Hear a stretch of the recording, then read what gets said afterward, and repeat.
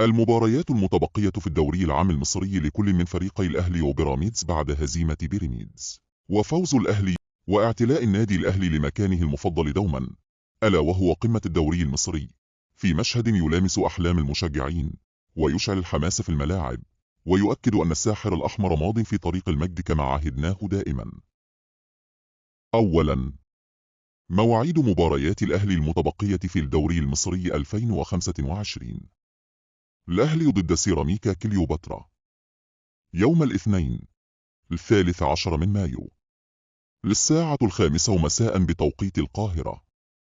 الأهلي ضد البنك الأهلي يوم الجمعة 17 من مايو للساعة 8 مساء بتوقيت القاهرة.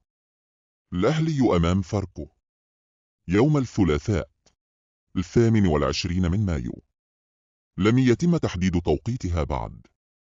ثانيا، مواعيد مباريات بيراميدز المتبقية في الدوري المصري 2025. الزمالك أمام بيراميدز يوم 13 من مايو الساعة 8 مساء بتوقيت القاهرة.